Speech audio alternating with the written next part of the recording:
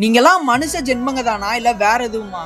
ஒரு பச்சை குழந்தைய போய் ரீசெண்டா மும்பைல ஒரு கேடுகெட்ட நாய் ஒருத்தன் ஒரு 1.5 வயசு குழந்தைய ஒரு நாள் நைட்டு ஃபுல்லா வச்சு செக்ஸுவல் அபியூஸ் பண்ணியிருக்கான். இப்போ அவனை அரெஸ்ட் பண்ணிட்டாங்க. அண்ட் அந்த குழந்தையும் ஹாஸ்பிட்டல்ல நல்லபடியா ரெக்கவர் ஆயிட்டு இருக்கு. ஆக்சுவலி இதுல இருக்க பெயினை எக்ஸ்பிளைன் பண்றதுக்கு என்கிட்ட வேர்ட்ஸே கிடையாது. பட் அதையும் தாண்டி ஒரு முக்கியமான விஷயத்த உங்ககிட்ட சொல்லணும்னு நினைக்கிறேன். அந்த குழந்தைய இப்படி பண்ணது யாரோ ஒருத்தன் கிடையாது, அந்த குழந்தையோட ரிலேட்டிவ் தான்.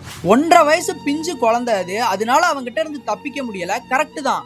பட் பேரண்ட்ஸ் எல்லாருக்கும் ஒரு உண்மையா சொல்லவா, நல்லா க்ரோ ஆன உங்க பெண் பிள்ளைகளும் இதே மாதிரி யாரோ ஒரு ரிலேட்டிவ்னால இப்ப வர சஃபர் ஆயிட்டு தான் இருக்காங்க.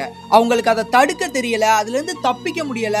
அப்படியே போக போக அவங்களுக்கு அது ஒரு டிராமாவே மாறிடுது. சோ பேரண்ட்ஸ் எல்லாரும் உங்க பிள்ளைங்களுக்கு தெரியாதவங்ககிட்ட பேசாத, வெளியில மத்த பசங்களோட பழகாதன்றதெல்லாம் சொல்லி கொடுக்கறதுக்கு முன்னாடி உங்க ரிலேட்டிவ்ஸ் கிட்ட இருந்து அவங்கள சேஃபா பாத்துக்கோங்க.